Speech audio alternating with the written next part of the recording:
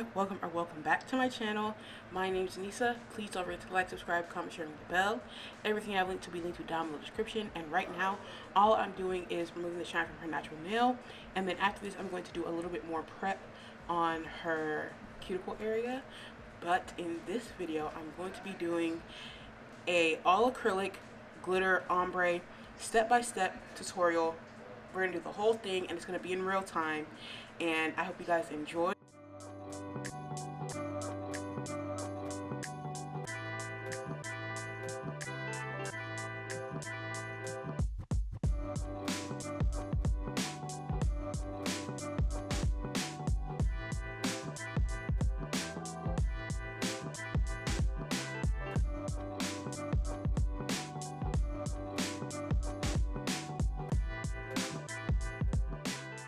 So for this bit, I'm mainly just using it on the skin to make sure I get any excess, cuticle up.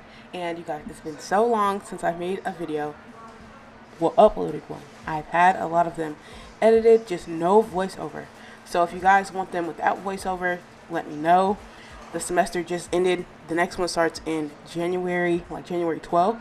So I have quite a bit of time to go ahead and post some of these videos. So now I'm going in reverse. And that just helps get up even more of, the dead cuticle, dead skin, all that. And push up anything that could be nipped, but I don't really nip at all. So after this, I'm going to go in with fitting her tips.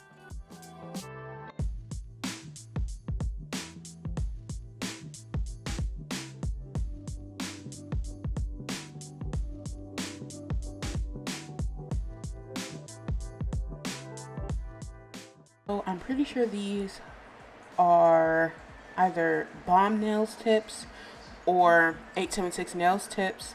I just can't remember right now, but I'm pretty sure it's 876 Nails, maybe. And I'm going in with the brush-on glue from McCart. I've been really liking that. And for my favorite non-brush-on glue is going to be KDS. And as always, all links will be down below the description, as well as all timestamps. So everything will have a timestamp to it. And for tips, all you do is match them from sidewall to sidewall. And then after this, I'm going to blend in the tips, do a little bit of light shaping, and then go in with my application.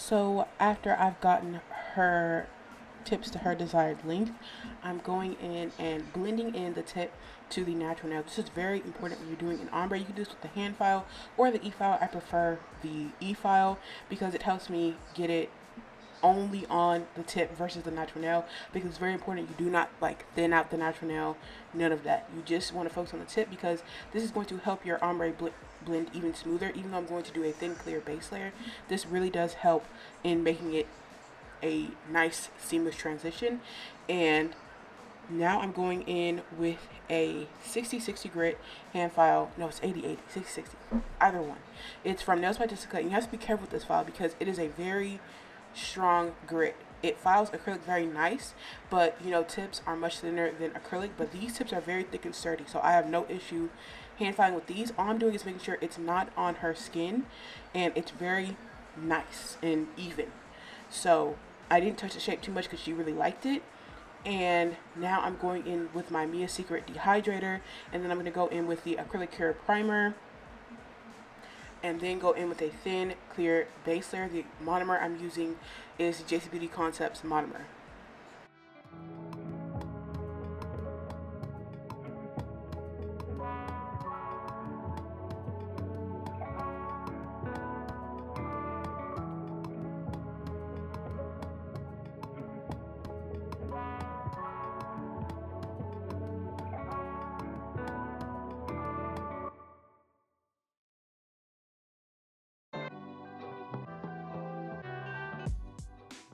After my second layer of primer, I go in and do a thin clear base layer to lock in the primer, as well as give me a nice seamless base, so I'm not struggling with like a big hump. Going in and filing that tip where it meets the natural nail is also important, because it's more seamless than if we would have left that hump there, potentially where it meets. So it's very important that you file that, because sometimes once you get your acrylic, like your ombre, to your liking, those wings could be sticking through, or like the thickness of the tip could be sticking through, which is not good, because we already have everything the way we like it, and trying to not overfile is going to be very hard. So just be very mindful of that, and the better your base is, the better your application will be, so that helps. And then locking it in like this helps with retention. As you guys know, I only do nails on my family members, so doing it this way has really made all of their sets last, and they don't get any lifting for the most part, and I really enjoy this method, and it's really helped me get my cuticle beads under control, not getting acrylic on the skin, everything like that. So I really do, you know, recommend it from my non-nail tech perspective. Okay, but going in with these glitters. So the chunkier glitter is from GZL Beauty, and if you've watched my channel before, you would know that this exact nail set has been done by me before on her at least 3 times. And with this chunky glitter, as you see right now, it's very sparse. So that's the issue with these chunkier glitters, is it's kind of hard to make sure you get enough clear acrylic to glitter ratio. So sometimes if you need a bit more clear, you could pick up a bead of clear plus the acrylic mix right there, or just like the raw glitter. If you have like a glitter, you can do it that way too, and that way you get a nice even layer of glitter, because I don't like a see-through glitter, like where it's very like spaced out. I like it to be more dense, so you might have to go in with a little bit more clear, a little bit more glitter, and really fine tune it. But after this, I'm going to go in with the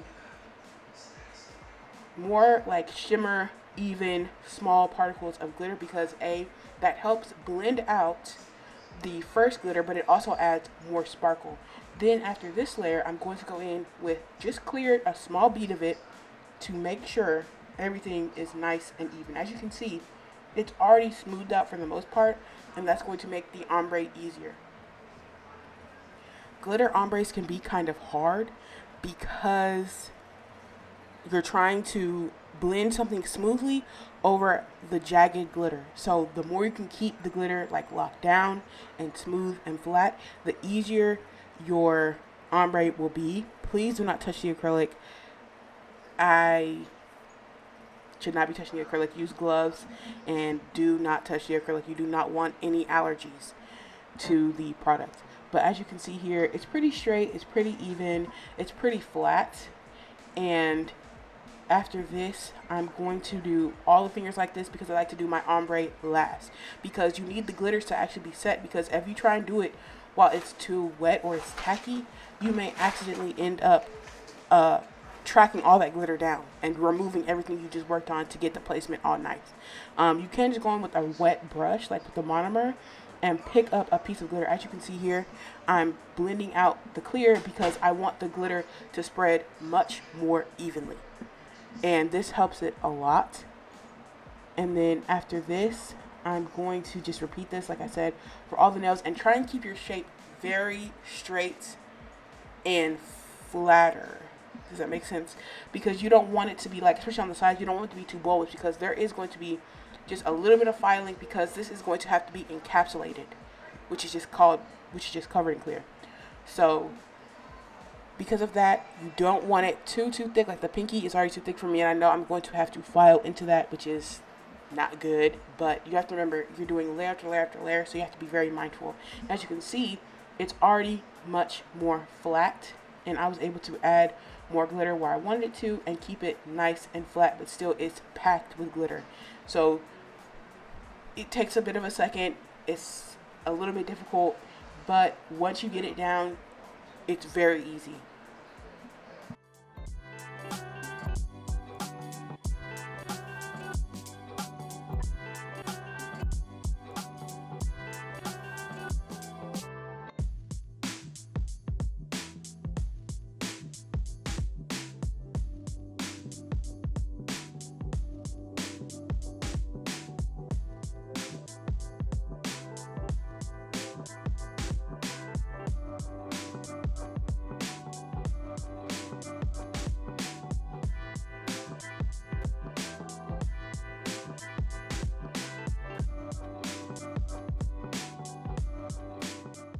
By the way, if you're ever scared of like practicing on another person, or you just don't want to until you get your license like officially and you go through the whole schooling process, buy a practice hand or a practice finger from like Glam and Glitz. I don't even know if they sell it anymore. Oh my gosh, it's been so long. Like I started doing nails in like 2019, and I think it was like Glam and Glitz. Well, I know Glam and Glitz was a part of another like major retailer, and you could get like the little fingers and you could practice with those, and I was practicing with those down. I don't even have my live streams up anymore that I did like years ago, but that's what I was practicing on instead of doing it on another person,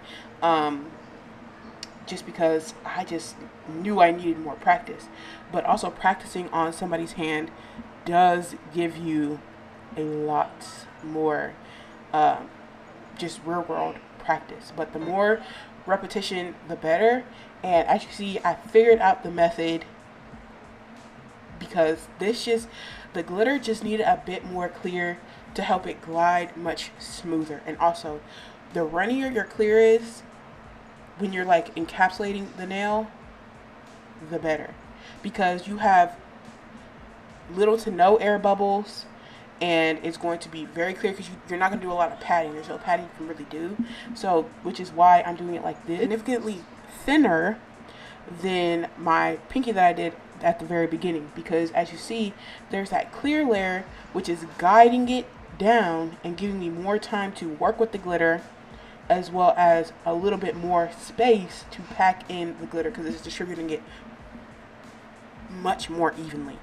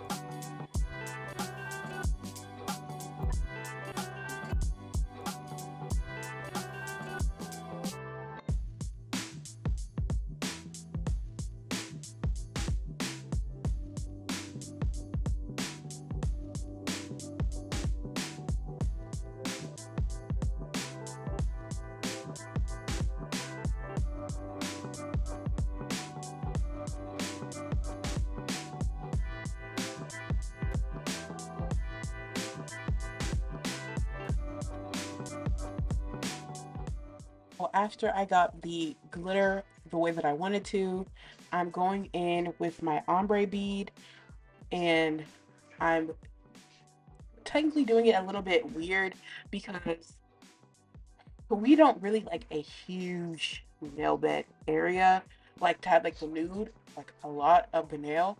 We like to have more of what's on the tip, even if it's just white. We prefer more of that than it to have the nude. Some people are the opposite and they want more of the nude slash nail bed color compared to their tip color or whatever colors that they're using. Because you can do like a tri ombre, tons of stuff. And I do that first bead because it helps with coverage and pigmentation.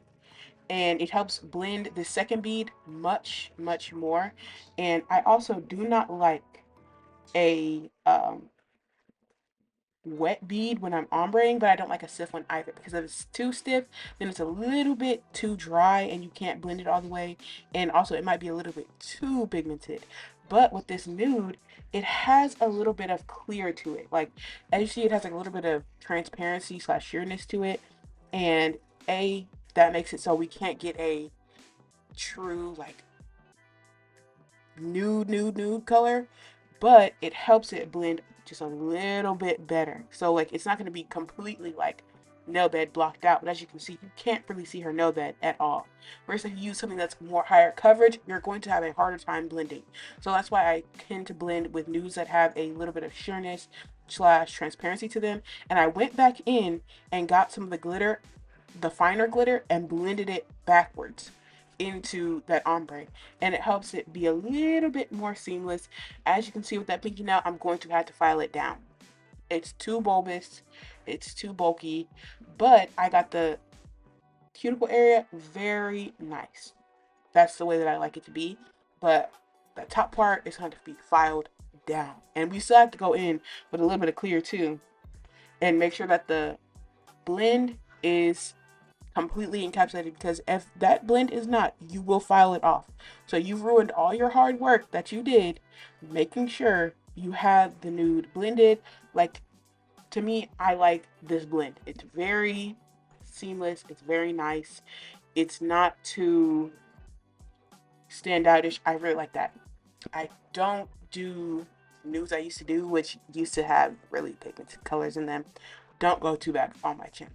Do not. Those videos chopped, but I leave them up because I had to learn somehow, and it helps show my progress, what I've learned, everything.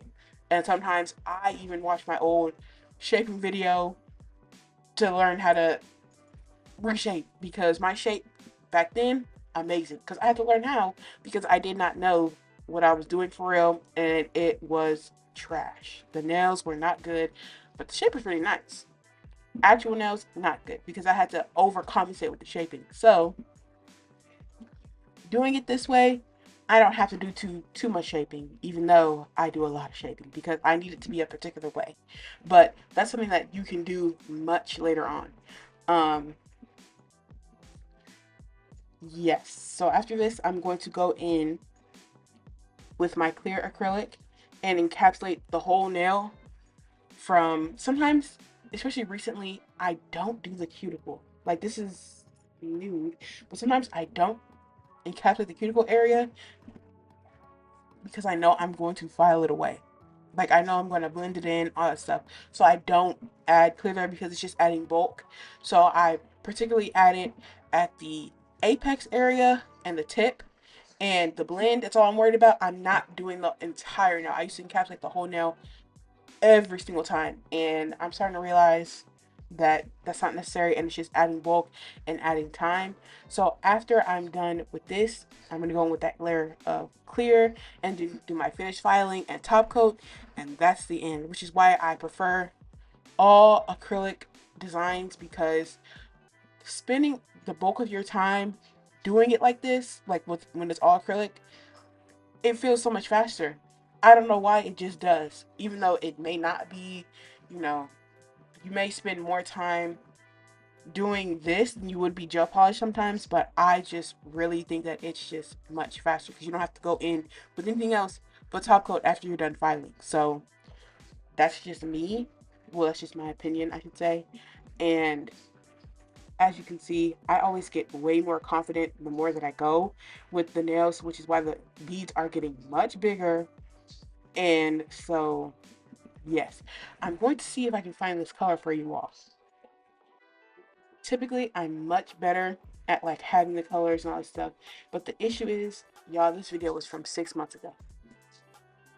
So, because from 6 months ago, I have no clue what I really use for. I'm pretty sure the glitters are Sweetheart and XO. And of course the clear is going to be like, this is a Natalie Carmona clear, but I don't think she has her site up anymore. So I'm going to link down the GZL Beauty clear, as well as the Pana brush, the Dapping Dish, everything I can. But paper towels are Viva paper towels, and they absorb much more monomer than traditional paper towels. For me, I know some people are able to get good with the paper towels. For some reason, after I switched to the Viva paper towels, my brushes no longer clog.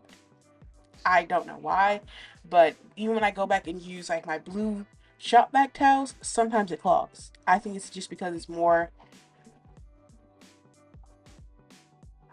absorbent, and it does a much better job of cleaning the brush off. But that's just me. So as you can see, I'm doing something a little differently than I typically would. I'm letting it polymerize a little bit, and when you do that, you see, dry. I really should not have still used this bead, but as you see, my clear was dwindling, and at that time, I could not find my GZL Beauty clear, and that was like the only clear I had left for real, so I ended up using that bead. But as you see, it's not as clear in that area compared to the bead that I laid after, so you don't really want to do that. Like I said, the wetter the bead, the better, but it's hard to build up structure with the clear when it's so wet. And so I like to make sure that the glitter is encapsulated. It already pretty much was, because I used quite a bit of clear and the shimmery glitter to make sure everything was nice and flat. And so after this, I'm going to go in and finish file, but with this you want to make sure you get your apex correctly, your thickness correctly, all of it, because after this, no more acrylic, no more designing, just pure filing, and then a finishing layer of top coat.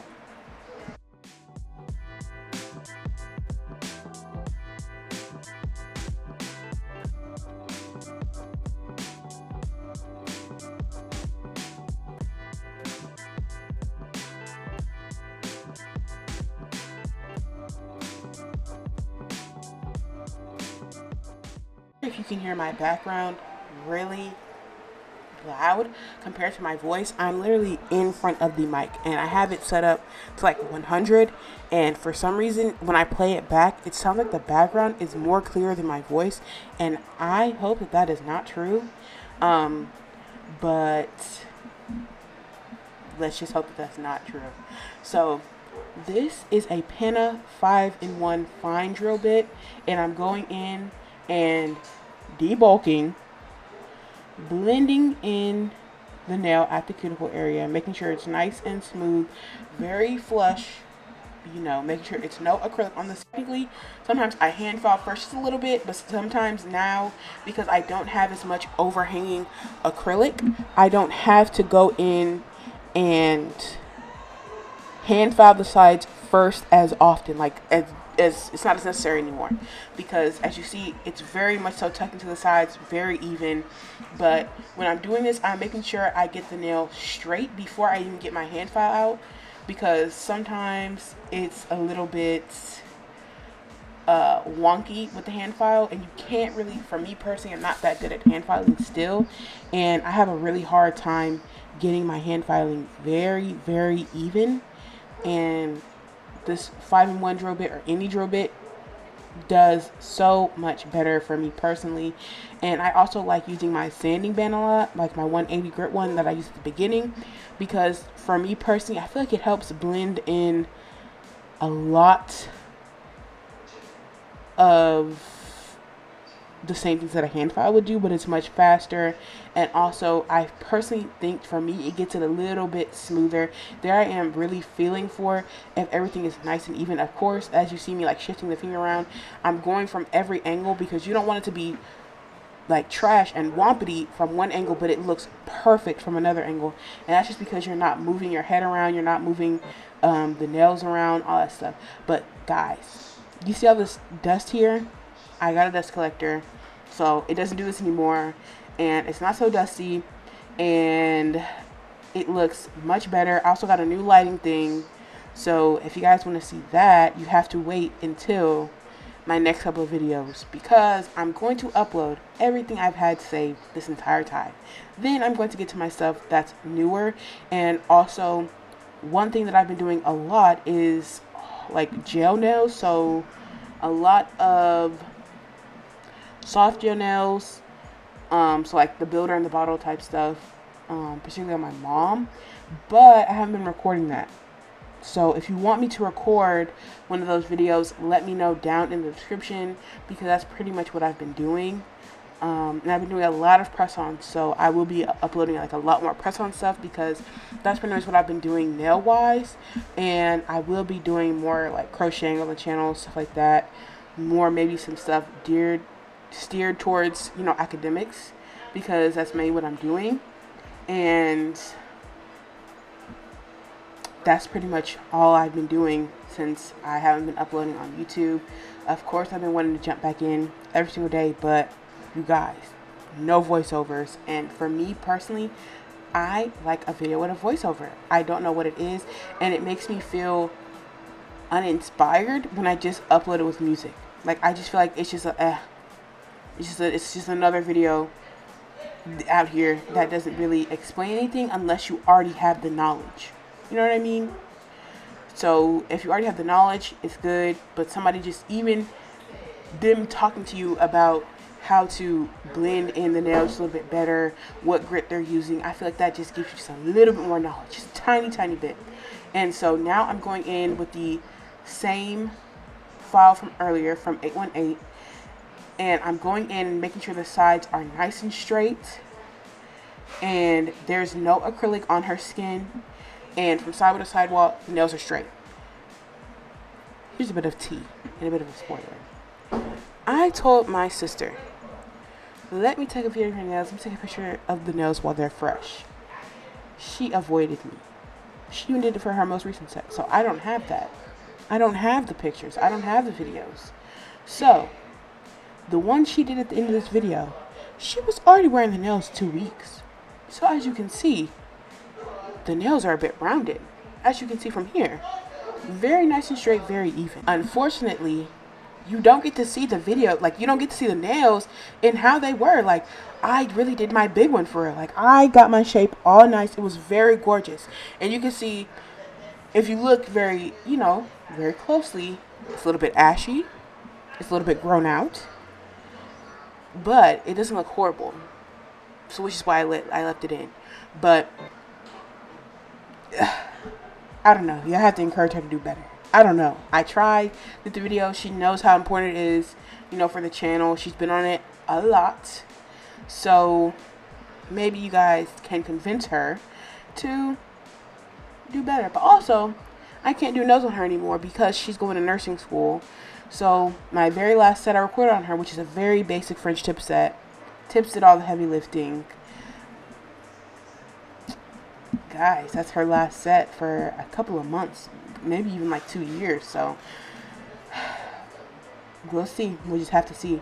But after I'm done with this, I'm going to go in with a grit that's not as strong as this to make sure the nail is even more blended in. And as you can see, I'm going underneath the nail just a little bit to make sure the nail is nice and even. And with this, I'm blending in the whole nail with the hand file. Again, I don't really like doing this, but I was trying to see if it would give me a different result. but it kind of did, kind of didn't.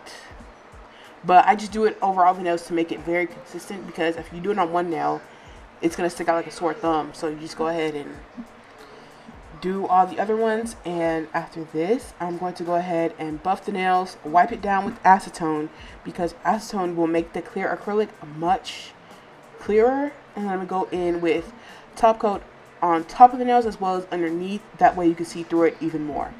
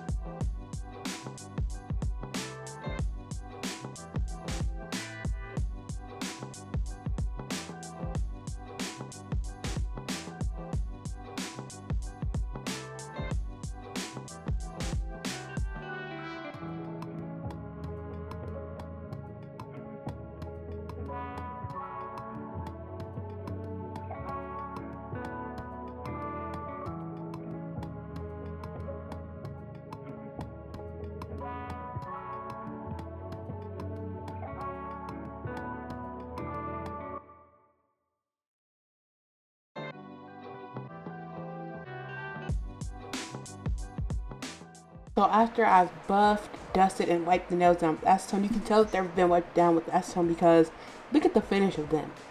They're all like smooth and kind of shiny, kind of not. But that's what happens when you wipe it down with acetone. It gets it really clear because it melts that first layer of acrylic. And so this is Koopa Top Coat.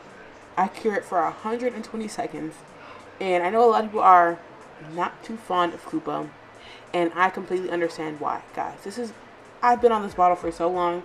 But the reason why I don't want to get another one is because of their consistency issues.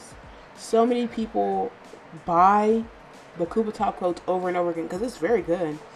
But their consistency is not good. Like their quality control, not good. So one week you may get a good batch, the next one it's horrible. You could buy the refill bottle and it'll get all gloopy and like it's come like almost cured, even though it had no like UV exposure. It's really weird. And so I'm trying out new brands. Found one I kind of like, but I'm like iffy on it. And after I've cured, I go in and reshape the nails one final time, especially the tip, because I'd like it to be very nice and crisp. I hope you guys enjoyed. Please don't forget to like, subscribe, comment, share, ring the bell. Everything I have a link to be linked to down below in the description. And I'm glad to be back. And I will see you guys in my next one. Bye.